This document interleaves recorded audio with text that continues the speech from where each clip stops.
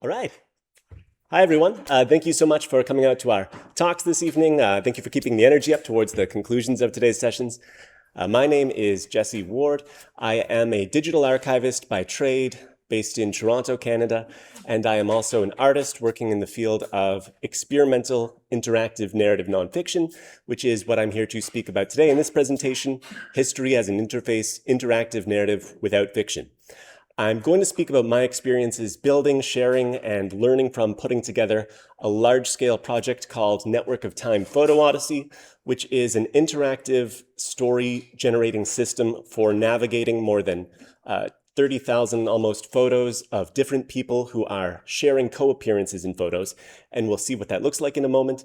I hope that you'll be able to take something away from this talk to think about how you could use nonfiction in your own interactive narrative, use databases in your interactive narrative work, and I hope you find this interesting overall. So I want to start talking about interactive nonfiction narrative from the perspective of family photo albums. If you're lucky, you have family photo albums at home, and you might see pictures of yourself with your parents, and you have memories of that. Then you might see pictures of your parents with their parents, and you might infer some details about what's happening in those photos based off of stories you've heard. My experience is that it goes back to my grandparents' generation, and then I start to see photos of my grandparents with other people that I can't recognize. And if I want to try and understand how this fits into the overall story through these photos, I have to infer a lot of details from who keeps appearing in these photos. What are the details that I can surmise some interactions between people in these photos? What are they wearing? Where are they? Where do they keep appearing? And I have to try and figure this out for myself. This is an experience a lot of people have if you're going through your family's own history of artifacts. And I think it's really interesting to try and expand that beyond your own personal life, which is what I'm working on with my practice in interactive nonfiction. This is a photo of my mom and I when I was a little baby in 1994. And then here I am last year, and I met 50 Cent. He was promoting his cognac in Toronto, and what a great opportunity. Because think about it, all of my ancestors that are captured in photos and these people that I don't recognize, then some people I do recognize, then me, and then everyone that I've ever met in my life and all of the photos that we share. If you go only 1 or 2 degrees out from there, you start to reach literally everyone in the world. If you imagine every photograph in the world tagged with the people in it, this is something intangible that exists. And my project, Network of Time, is the first movement towards kind of trying to actually document and visualize this network of photos. So if you look at one photo on its own, here's 50 with Kobe Bryant and Meryl Streep, you start to try and, again, guess details. What are the people wearing? How close are they standing towards each other? How casual is the background? And you start to try and figure out what was happening here, because that's what we do as people. We try and build stories around what we see when we're not given an explicit narrative to follow. Without an actual description of where they were, we make up our own details. We try to figure it out. In my project, people are really nodes in a massive network graph where photos create bridges between people in photos. And as long as 2 people were ever captured in the same camera lens at the same time, even if they weren't interacting with each other, even if they weren't aware that they were in the room together, they were in the same place at the same time, and they were sharing a moment, and there's narrative value to that. So Network of Time is my project where I enable interactive narrative to be generated procedurally through a random slideshow. I have a database. It has more than 29,000 photos that has more than 27,000 people who are tagged and documented between those photos, and it spans the entire photographic era, which is from the 1850s to today. The first group photos are really the British royal family in the 1850s, but in only 4 photos, you go from Queen Victoria and her mom, who was born in the late 18th century, to George V, then you have Elizabeth II at her christening. Then she met almost every world leader through the second half of the 20th century, early 21st century. Then, she met Charlie Chaplin, he met Albert Einstein. And that's really like the spine of the world's corpus of photos. And everyone is about 4 degrees off of that. So it's a system for either watching an endless slideshow of photos that builds a story as you watch it, or it enables you to actually match connections between any 2 people who exist in the database. So I'll show a 90-second demo in just a moment. I have another slide here. It starts with a random photo. There's a website, networkoftime.com, And it doesn't explain what it is. There's no prompt. You just see the first photo in the slideshow, and it's a random one. It's not pre-selected to be one that people would probably like or be familiar with. It's random. And then a sequence emerges where there's another photo. Someone from that first photo is in the second one. A line with a bounding box draws a connection. The context changes, and a sequence emerges. I'll show you a 90-second demo now of what this looks like if you stumble across this domain. So we just started off by seeing Frida Kahlo, the amazing artist, with Josephine Baker. There she is with Charlie Chaplin. When he returned from his exile to the United States, he was at the Oscars in the 70s where he met young Jane Fonda. Here she is with the great interviewer, Larry King, who in the 2010s interviewed Snoop Dogg. And the context keeps changing between photos. That was a formal interview. Here is Snoop Dogg having a casual moment backstage with Lazy Bone from Bone Thugs and Harmony. Here he is with the rapper Shaggy 2 Dope from the Insane Clown Posse. He is here with the Japanese professional wrestler Keiji Muto, who is here with another professional wrestler in the ring, Buddy Matthews. People contribute photos. There's some people who really love wrestling that keep adding photos to my website.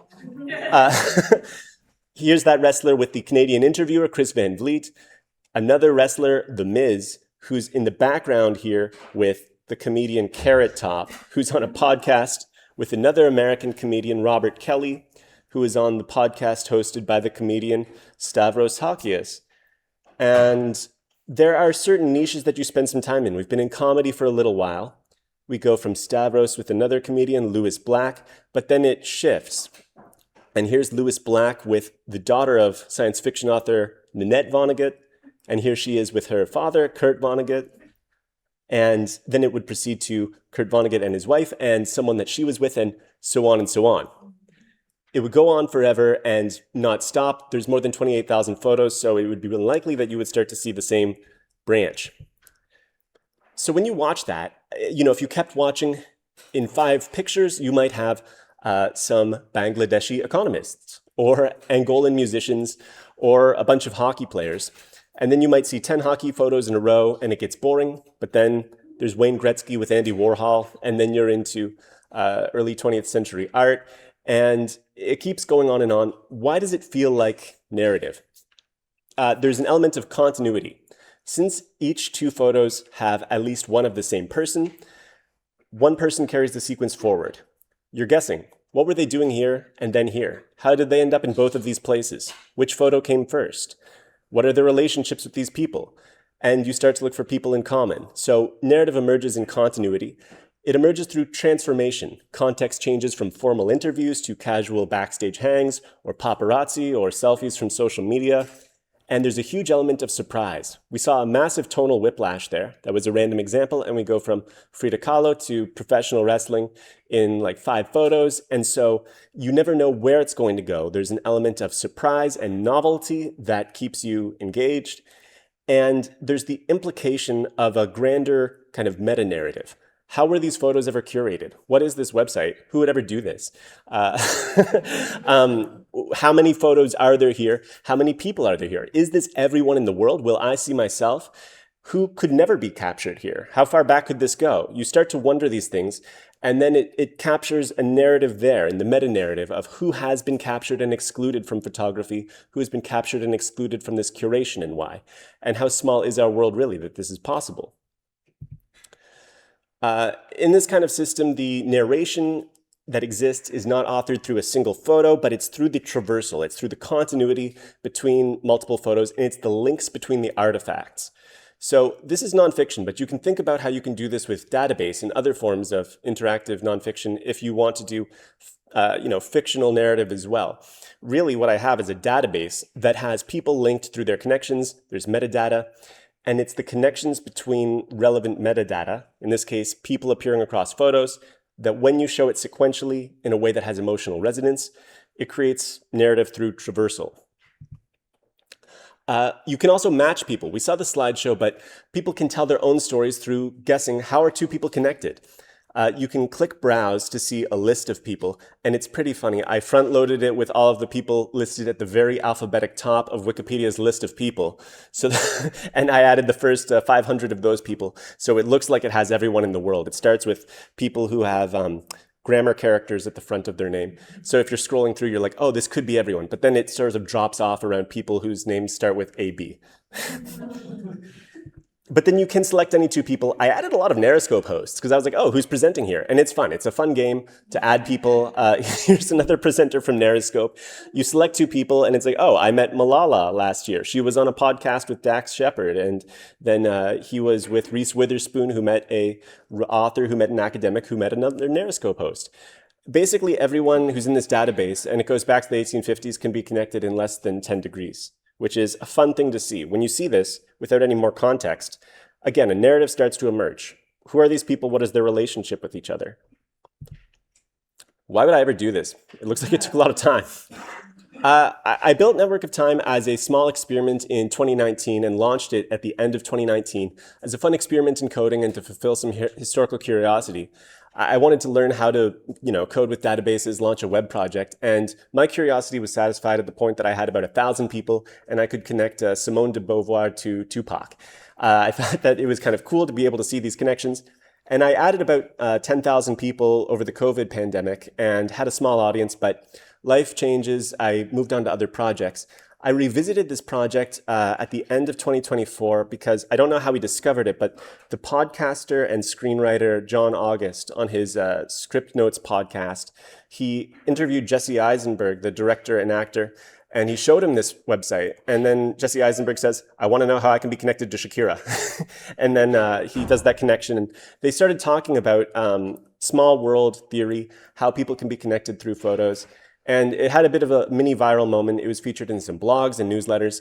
And today it has about 4,000 people who view the website every month. And I get emails from people who find something special in it.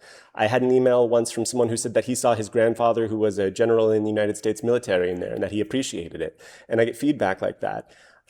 So I've started continuing to build this project because it resonates with people and I have fun building it. It has a small community. Small world theory. This is part of the appeal. Anything that we can make tangible that is intangible is appealing. So in this case, people are familiar with the concept of 6 degrees of separation or Kevin Bacon, but when you actually show visual receipts for that, it becomes really compelling. So think about how you can make intangible things in nonfiction tangible. That's exciting. There's historical curiosity. You can see how the people who you are fans of are connected, even if they're from very different worlds or time periods, or even better, if you're talking to someone and you're talking about artists or athletes or historical figures you both admire, you can see and you can bridge gaps, and it's a bit of a serendipity engine in that way to create a narrative context between different people. There's some educational value where some teachers have used this and it's included in a list of resources for the Austrian school system to be able to show young people, hey, look, this celebrity you like, well, here's how they can be connected to people from World War II, people from the past, and really make stories from the past, tangible with today so that people from only 100 years ago don't seem like they are from 1,000 years ago. There's a surveillance art edge. I showed this project at Yale University in a gallery, a group exhibit back in February, and there was a professor in surveillance art who said this is surveillance art, which is art related to the existence of data that people can scrape, that people can create connections through. So there's this kind of conceptual idea behind the project as well. If someone can do this, what does this mean? And most importantly, there's a personal angle. Everyone can imagine how they could be included in this, and there is the option to submit yourself, submit other photos that you either own or find publicly to the website. And some people really like doing that. I have made friends with a young man in Warsaw named Victor who has added more than 300 photos of Polish rappers to the website, which is awesome because that's something that I would have never done myself. But I validate everything, I review everything, and now an entire cultural subgraph is in there, and anyone who's curious can see how that connects to the rest of the world. So there's a personal angle, and people want to see themselves in narrative. What has made this hard? Scale. People expect the graph to feel infinite. Often if I show this to people, or I'll just get cold messages. People say, why don't you have, this baseball player on there? And I'll say, okay, I don't have every baseball player in the world yet, but I have hundreds, and I also have Susan B. Anthony. You can, there's still, for something like this, like, you need to set a scope, because sometimes people are disappointed that it doesn't have everyone without, it takes a lot to add as many people as there are. Rights. Oh, man, this has to be like completely free to use, because I am violating many copyrights, I'm sure. Everything is considered fair use here. It's transformative, but I couldn't commercialize this. Deepfakes have poisoned the well. I can't scrape social media and like validate things easily. You have to be so discerning, because there's a lot of people who are using deepfakes, are using AI to say, here's a picture of me with my favorite celebrity. And that's very prevalent now. And I keep seeing this. And so you have to watch out for that. Also with people's personal submissions. If they say, here's a picture of me and Pierce Brosnan, I have to think, do I really want to see if Pierce Brosnan was actually in Sweden at this time? Or do I don't want to. I don't know if that's a real photo, so I won't add it. Retention. Why would someone come back to a tool like this? You have to find ways to keep it a compelling experience. Labor. Source gathering is very slow, boring, but it's everything. I've built tools to help me manage ingestion of photos. That really helps. And also, I have a couple dozen people who submit photos, so it's easier to approve and validate than to scrape things myself. But labor is intensive for something like this. And engagement. I have a nascent Substack in social media, but I don't spend much time on that. I would love to spend more, but that's time away from the project. So if you're interested in working with nonfiction with real data sets for interactive narrative, some recommendations I have are to choose a scale. You probably want to find a data set that already exists instead of the wild activity of trying to create one manually through scraping. If you scrape, that's going to be a real pain. You can do that to be as creative as you want, but try to go deep into one niche to have a manageable scope of what you're trying to have people interact with. And define your taxonomy early. You want to think about what metadata you will want people to navigate through or see. If you click on the photos in this site, you can see the provenance, where it was pulled from, if it's available, a timestamp and location, and some other information. But you need to think about what you want people to interact with from the beginning. And consider metadata to be creative material. It needs to be accurate so that the storytelling is compelling. If someone sees that slideshow and they see that the wrong person is tagged or something is inaccurate, then it really pops the balloon of the whole experience. It deflates the whole narrative, because then they'll think, is this even real? What am I looking at? Someone made a mistake. How many mistakes are there? You also just want it to be true. And do not trust fix it later. When you're working with a large data scope like this, that is how you accidentally invent hell for yourself. Behave like a serious archivist. Save sources. If you're linking to a page to say, I pulled this photo from here, you want to have a copy of that page so that you can defend that it is a real photo or a real fact wherever you're pulling your data from.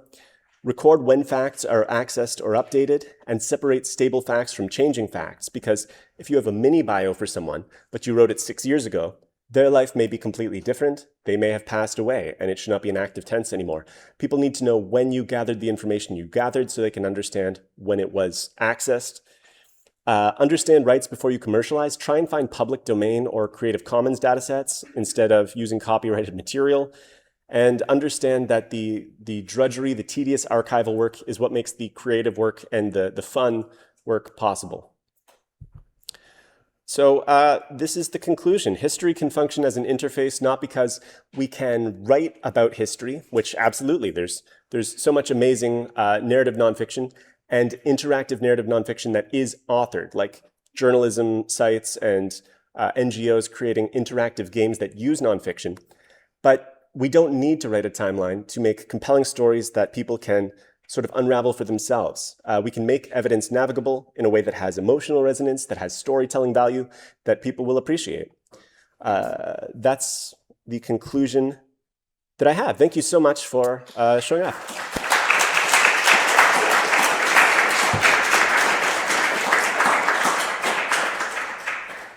Yeah, I'll take a question, please. The search space is enormous. How do you optimize your algorithm so that you can get from this photograph to that photograph without having to test every possible combination? Yeah, so I use graph database algorithms and software. I'm trying to think of the name of the tools that I use. Cytoscape is the big one that I use. I'm using, basically, the whole thing is built off of a Neo4j database that is graph database software. And there are tools for interpreting graph databases. So when you have relational data like person nodes to photo hubs and the bridges for the connections, you can use existing network review software that has lots of documentation, like Cytoscape, to basically run an algorithm and say, who is the person that has the highest stress because the most routes pass through them for connections. And that's like the last 6 US presidents and the Queen. And you can see who are the leaf nodes, who are the people who only have one photo, so they can't actually appear in the slideshow because it gets to them and there's no photos of them with anyone else, so you can prioritize them. You can see average betweenness, so centrality from the beginning of the graph. Who are the people that are furthest away? Because I want to bring them in. When I work on this, sometimes for fun, I just say, who is the furthest away? Who's 11 degrees away from the Queen? And it's going to be a German minor league hockey player, and then I have to go to his Instagram page and I find out the one time that he met a nutritionist who met Messi, and then I add that, and then great, I linked that whole that whole string in sooner. So there's lots of existing graph database software you can use to help make the whole thing more appealing, tighter, or find out where are the different regions that you can try and connect or try and tell stories between. So when it connects, is it finding the shortest route or a route? So there's the interactive method you can choose where you select two people and say, show me the connection between them. That will find one of the possible shortest connections by using a shortest path algorithm. Or the slideshow. The slideshow starts at any random photo, and then it has a random selection algorithm.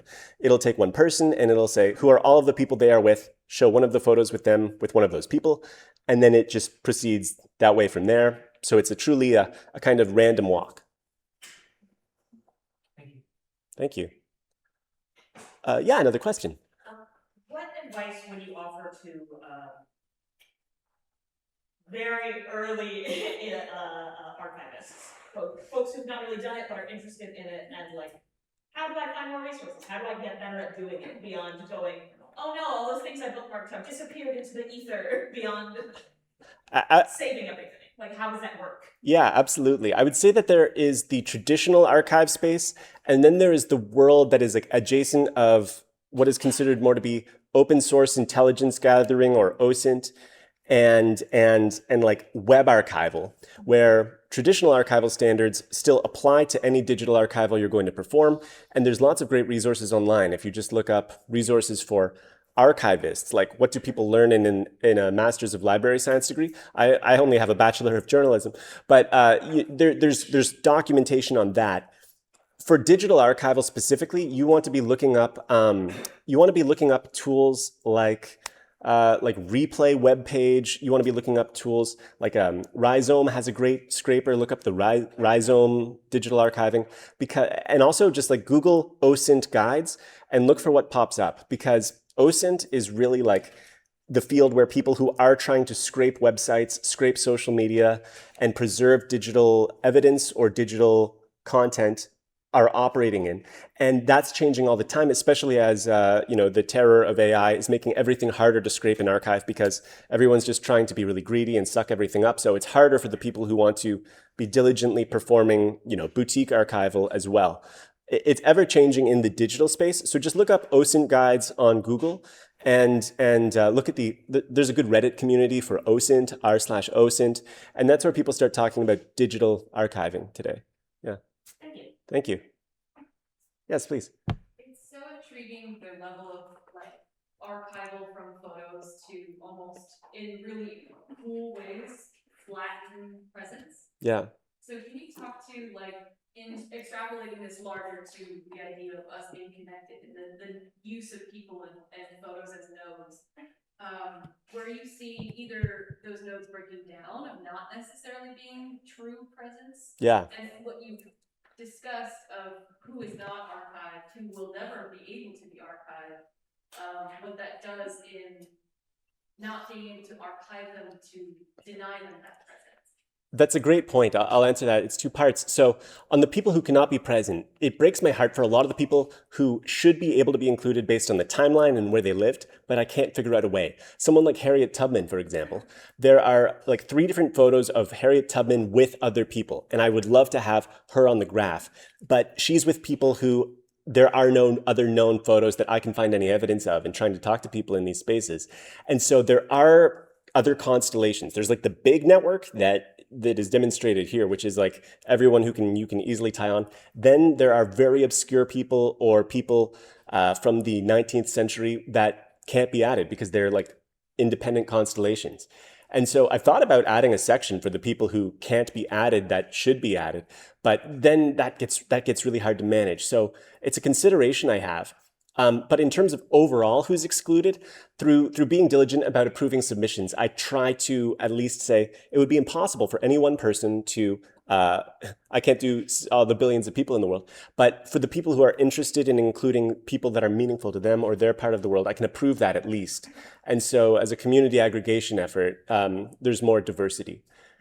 And then for the first part about the value of photos, like obviously like a photo of a couple who are married on their wedding day, emotionally and what we know is the meaning is very different than some of the photos that I take when I am traveling around.